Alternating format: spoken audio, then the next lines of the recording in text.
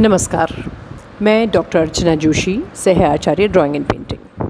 प्रिय विद्यार्थियों, जैसा कि आपको पता है आजकल हम पहाड़ी चित्रशैली के बारे में चर्चा कर रहे हैं। पिछले अध्याय में हमने पहाड़ी चित्रशैली के अंतर्गत बसौली चित्रशैली की चर्चा की थी और आज हम पहाड़ी चित्रशैली की एक प्रमुख शैली कांगड़ा चित्रशैली पर चर्चा करेंगे। इस अध्याय को हम दो भागों में विभाजित करके अध्ययन करेंगे। आज हम यानी कि पहले भाग में हम कांगड़ा कलम का ऐतिहासिक कलाव्रत एवं कला प्रणेता महाराजा संसार चंद के बारे में चर्चा करेंगे और चर्चा करेंगे इस शैली के प्रमुख विषयों के बारे में। लघु चित्रों यानी कि मिनिएचर पेंटिंग्स की परंपरा में सबसे अधिक मनमोहक एक चित्रशैली जिसे हम कांगड़ा चित्रशैली के नाम से जानते हैं, यह 18वीं शताब्दी के उत्तरार्ध में कांगड़ा घाटी में पनपी।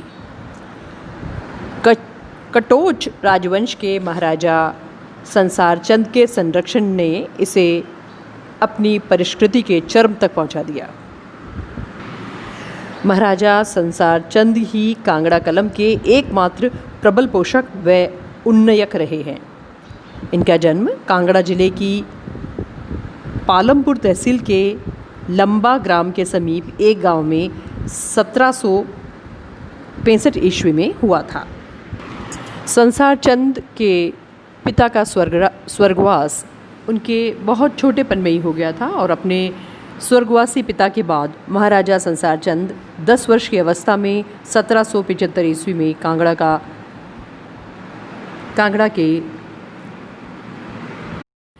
कांगड़ा के महाराजा बने। समय धीरे धीरे बीतता गया और उसके साथ ही संसार चंद का प्रभुत्व समस्त पहाड़ी रियासतों पर हो गया। उनकी महत्वाकांक्षा यहाँ तक बढ़ गई कि उनके दरबार में अभिनंदन भी लाहौर परापत कहकर होने लगा, जिसका अर्थ है लाहौर प्राप्त हो। लेकिन महाराजा संसार चंद महाराज रणजीत सिंह की शक्ति को न समझ सके और 2 बार परास्त होने पर महाराज संसार चंद का अपनी रियासत व मैदानी इलाकों पर अधिकार पाने का सपना टूट गया।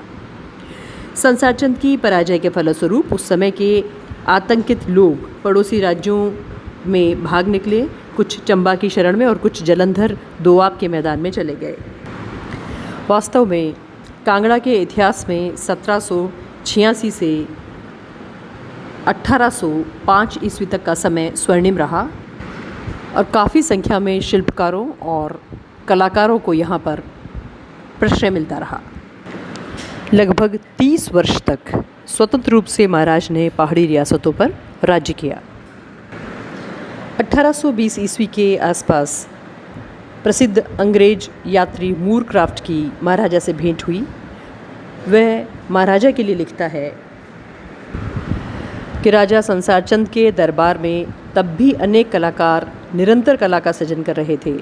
चित्रों का उसे बड़ा चाव था और परिणाम स्वरूप उसके पास महत्वपूर्ण कलाकृतियों का वृहद संग्रह सुरक्षित था।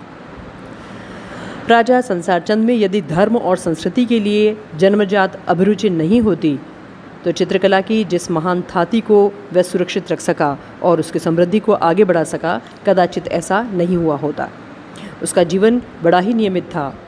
प्रातःकाल वह संध्या वंदन पूजा अर्चना में व्यतीत करता था और सायंकाल नियमित रूप से गायन तथा नृत्य का भी आनंद लेता था। इस नृत्य गायन में वह भी श्री कृष्ण की रासलीलाओं और ब्रजभाषा के पदों का प्रयोग करता था। श्री कृष्ण का वह अनन्योन उपासक था। उसकी यह कृष्ण भक्ति उसके जीवन की महत्वपूर्ण यादगार है। यथार्थ में महाराजा संसार चंद जीवन पर्यंत निर्जन पहाड़ियों में जीवन रस घोलते रहे। महाराजा के हृदय में कला के प्रति स्वाभाविक अनुराग और कलाकारों के लिए हार्दिक निष्ठा थी। और अब जिक्र करते हैं कांगड़ा शैली के चित्रकारों का। कुछ वर्ष पूर्व समलोटी गांव जिला कांगड़ा के एक चित्रकार गुलाबू ने अपने पूर्वजों की प्राचीन वंशावली प्रस्तुत की है। उसके पूर्वज राजा संसार चंद के दरबार में चित्रकारी करते थे। उसके परदादा घूमन की वंशावली आगे यहाँ प्रस्तुत की जा रही है, आप चित्र में देख सकते हैं। पुरखू के पिता घूमन को गुलेर का मूल निवासी बताया जाता है, जो कालांतर में गुलेर छोड़कर कांगड़ा के समलोटी गांव में जाकर बस गया था। कांगड़ा के चित्रकारों में फत्तू, कुशनलाल व कुशला के नाम महत्वपूर्ण हैं। कांगड़ा शैली के प्रमुख चित्रकारों के मध्य कश्मीर के पंडित शिव, जिसे शिवराम भी कहा जाता है, और नैनसुख तथा उसके परिवार के चित्रकारों का नाम भी विशेष उल्लेखनीय है। और अब चर्चा करते हैं कांगड़ा शैली के चित्रों के विषय के बारे में। ये हम सभी जानते हैं कि राजघरानों के संरक्षण में ये कलाएं पनप रही थी, और जो राजा का स्वभाव होता था, राजा का धर्म होता था, राजा की जो इच्छा होती थी, चित्रकला का रुख उसी तरह से होता था।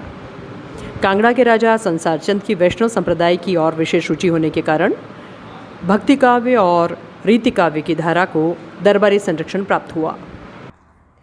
तो इस समय जो धार्मिक चित्र बने हैं उनमें कृष्ण के प्रेम और श्रृंगार की भावना कलाकारों के लिए एक मुख्य प्रेरणा थी। कृष्ण को प्रतीक मानकर विभिन्न सांसारिक तथा श्रृंगारिक लीलाओं को अंकित किया गया। अधिकांश धार्मिक महाकाव्यों पर आधारित प्रेम कथाओं को चित्रों में प्रधानता मिली, जिसमें रामायण, महाभारत, हमीरहट, नल दमयंती, शिव तथा पार्वती की पौराणिक कथाओं को विशेष महत्व प्राप्त हुआ है। इन महाकाव्यों को एक नवीन चित्रमय जीवन प्राप्त हुआ, क्योंकि जब चित्र बन जाते हैं तो कोई भी रचना, साहित्य और ज़्यादा रुचिकर हो जाता है। इस प्रकार बिहारी तथा महाकवि केशवदास की रचनाओं को भी चित्रबद्ध किया गया।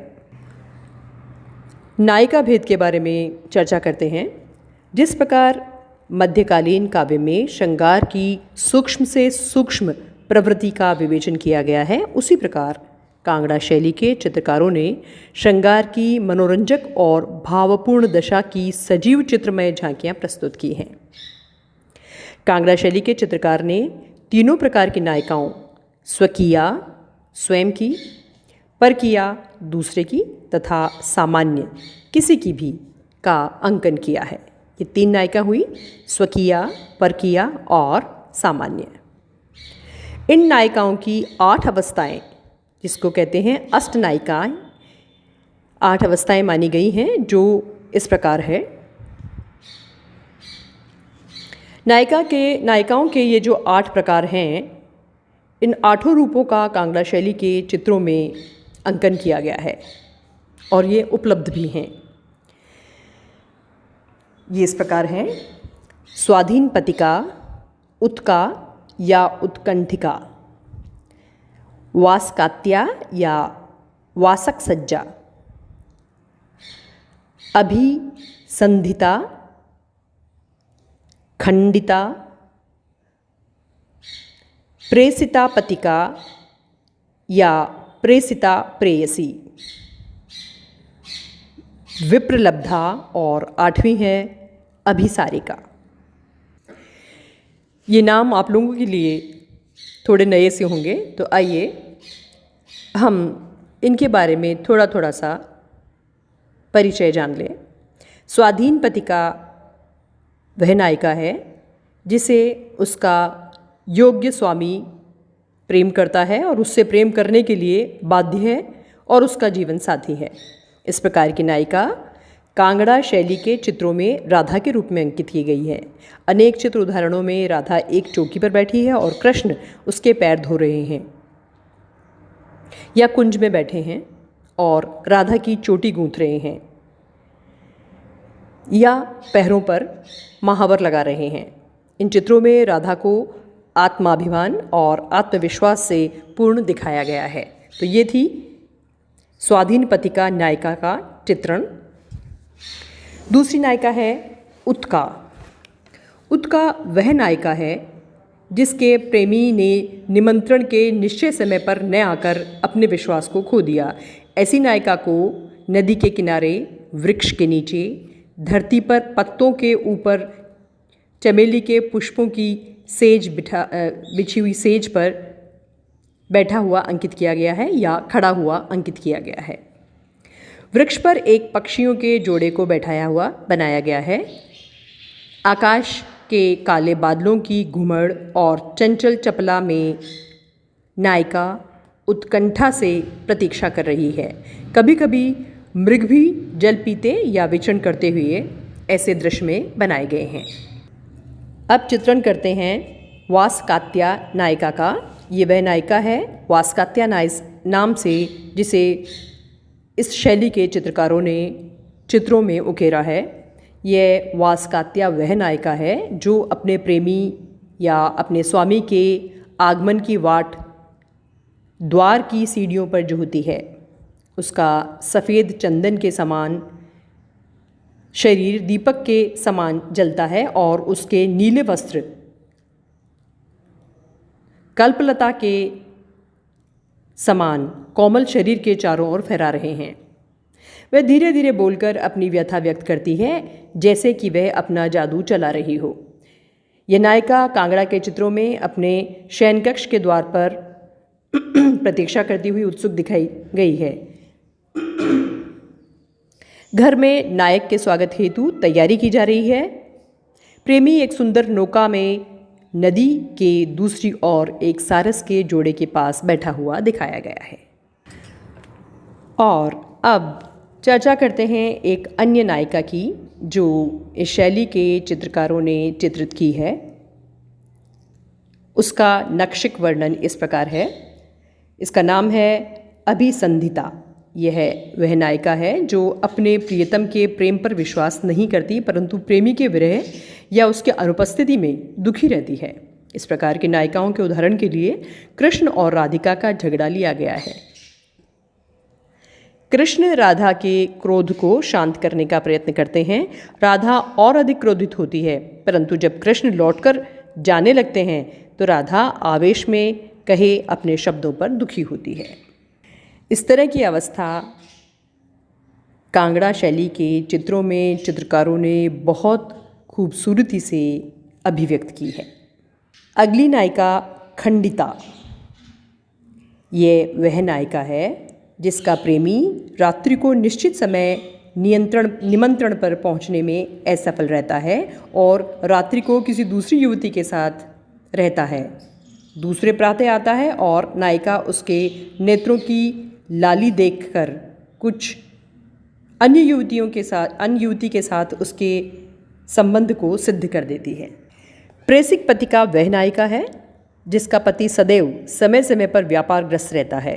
गुलेर शैली के एक चित्र में यह नायिका इस प्रकार दिखाई गई है कि आकाश में बादल, सारस और बगुले देखकर उत्सुक नायिका छज्जे पर आ जाती है। इस चित्र में प्रेमी की अनुपस्थिति का प्रतीक एक मोर भी अंकित है और वर्षा आरंभ होने वाली है। अतः नायिका विहल होकर सर ऊपर उठाए भगवान से अपने प्रियतम के सकुशल लौट आने की प्रार्थना करती हुई चित्रित की गई है। विप्रलब्धा। ये वह नायिका है जो व्यर्थ ही रात्रि भर अपने प्रेमी के आगमन की प्रतीक्षा करती है। इस नायिका को एक वृक्ष के नीचे पत्तियों की सेज के एक कोने पर अंकित किया गया है। वह दुखी होकर आवेग में आकर अपने आभूषण आदि उतारकर पृथ्वी पर फेंक रही है। पृष्ठभूमि में रिक्त स्थान उसके एकाकीपन तथा दुख का सूचक है। अन्य नायिका का जिक्र करते हैं। यह है अभिसारिका। अभिसारिका वह नायिका है जिसे कांगड़ा के चित्रकारों ने बहुत ही खूबसूरती से अंकित किया है। ये वह नायिका है जो अपने प्रेमी से मिलने के लिए रात्रि में बाहर जाती है। वह नायिका कांगड़ा के चित्रकार का प्रिय विषय रही है। कृष्ण अभिसारिका और शुक्ल अभिसारिका कांगड़ा शैली के चित्रों में क्रमशः अंधेरी रात्रि और चांदनी रात्रि में प्रेमी से मिलने के लिए जाती हुई अंकित की गई है। कांगड़ा शैली के चित्रों में कृष्ण अभिसारिका नीला आंचल डाले अपने प्रेमी को ढूंढने जा रही है। अंधेरी रात्रि में काले बादलों में दामिनी दमक रही है। जंगल में सर्प और चुड़ैलें हैं, परंतु ऐसे भयानक वातावरण में भी निर्भीक नायिका, जिसको कि प्रतीकात्मक रूप में आत्मा माना जा सकता है, अपने प्रेमी की तृप्ति के लिए अपने प्रेमी यानी कि परमात्मा को खोजने निकलती है। आत्मा और परमात्मा का किस तरह से पहाड़ी शैली के चित्रकारों ने दार्शनिक रूप से चित्रण किया है, ये उसका अच्छा उदाहरण है, जिसका कि जिक्र हम पहले भी कर चुके हैं। कांगड़ा शैली में प्रेमियों की विभिन्न स्थितियों के अनुसार प्रेम के दो पक्ष, जिसमें प्रथम पक्ष वियोग और द्वितीय पक्ष संयोग का चित्रण किया गया है। प्रेमियों की संयोग अवस्था में उत्पन्न बाह्य भावों को कायिक भाव या हाव कहा गया है। हाव 12 प्रकार के माने गए हैं और इस शैली के चित्रों में हाव और भाव आदि का बहुत सटीक चित्रण किया गया है। अब चर्चा करते हैं 12 मासा चित्रों के बारे में।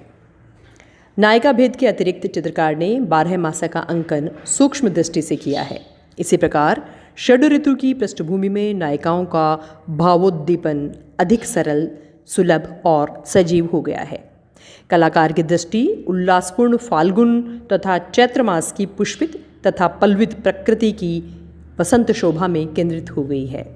कचनार, सेमल, टेसू, ढाक, शीशम तथा पलाश आदि के पुष्पित वृक्षों, सरसों के खेत, मंजरी से लदे आम के वृक्ष आदि चित्रकार ने बहुत खूबसूरती से चित्रित किए हैं। इसी वसंत ऋतु में प्रेमियों की क्रीड़ा के लिए होली उत्सव भी आता है। अनेक चित्रों में होली के उत्सव का अंकन किया गया है, जिसमें अधिकांश ग्वाल बालाओं को कृष्ण के ऊपर टेसू के रंग की वर्षा करते हुए दिखाया गया है। साथ ही अबीब और गुलाल की वर्षा से गुलाली बादलों से वातावरण आच्छादित सा बताया गया है। वसंत के पश्चात वैशाख, ज्येष्ठ, आषाढ़ मास के अंतर्गत ग्रीष्म ऋतु आती है। इस ऋतु में गुलमोहर के वृक्ष पुष्पित होते हैं और उनमें लाल रंग प्रस्फुटित होता है।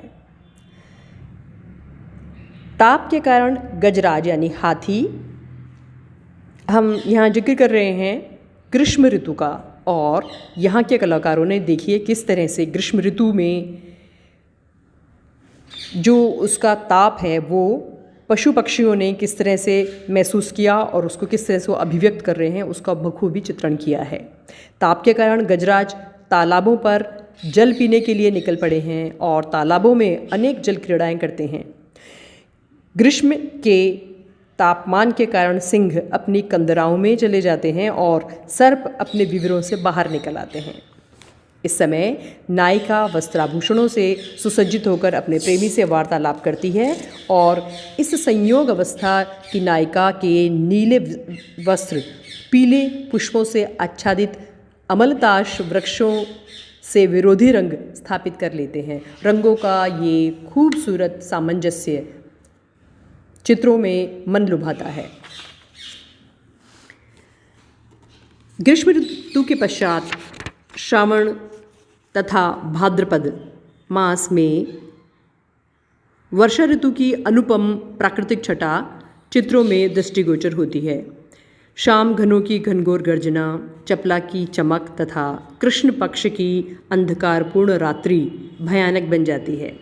विरहिणी नायिकाएं अपने प्रियतम के वियोग में तड़पती हैं, परंतु यही वर्षा प्रेमियों की संयोगावस्था में एक आनंद बन जाती है। काले काले बादलों में बगुलों की धवल पंक्तियां उड़ती दिखाई देती है।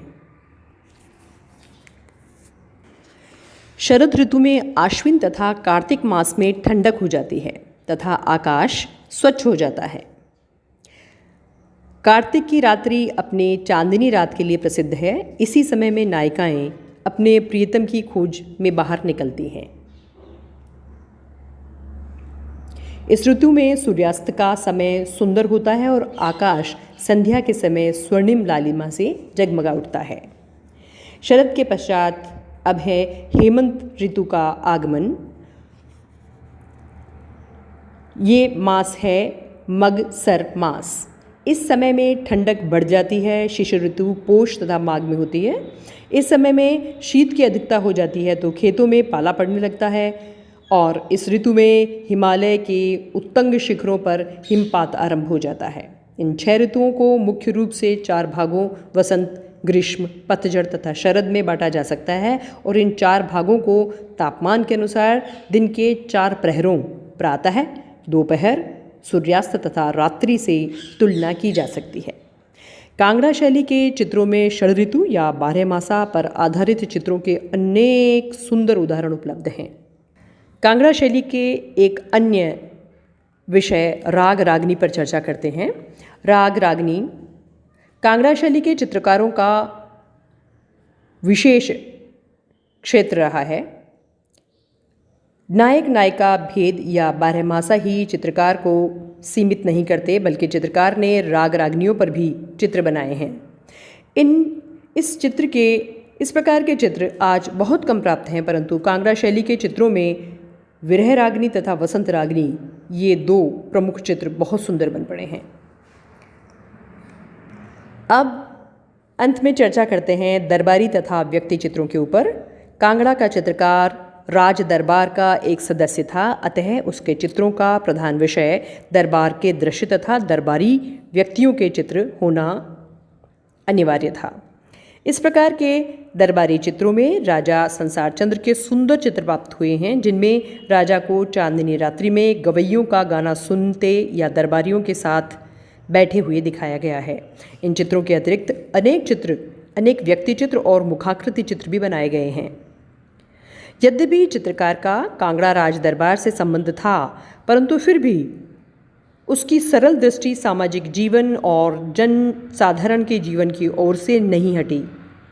चित्रकार ने विभिन्न उत्सवों में जैसे होली, गोवर्धन पूजा इत्यादि पर अनेक चित्र प्रस्तुत किए हैं। इन चित्रों में चित्रकार ने लोक भावना और सामाजिक जीवन की एक जीती जागती झांकी प्रस्तुत की है। चित्रकार ने लोक जीवन को कृष्ण के सामान्य लोक जीवन की ओट में बखूबी प्रस्तुत किया है। कृष्ण का जीवन कृषक तथा ग्वालों के जीवन से संबद्ध है और इस प्रकार चित्रकार ने साधारण लोक जीवन को कृष्ण की जीवन लीलाओं के द्वारा अभिव्यक्त किया है। इस प्रकार लोक पक्ष की झांकियाँ बहुत ही सरल और कोमल अभिव्यंजना बन गई हैं। तो आज के लिए पहाड़ी चित्रशैली की इस कांगड़ा चित्रशैली के लिए इतना पर्याप्त है। कल हम कांगड़ा शैली के चित्रों की विशेषताओं पर चर्चा करेंगे। तब तक आप अध्ययन करते रहिए, पढ़ते रहिए और जानते रहिए भारतीय चित्रकला के बारे में। धन्यवाद।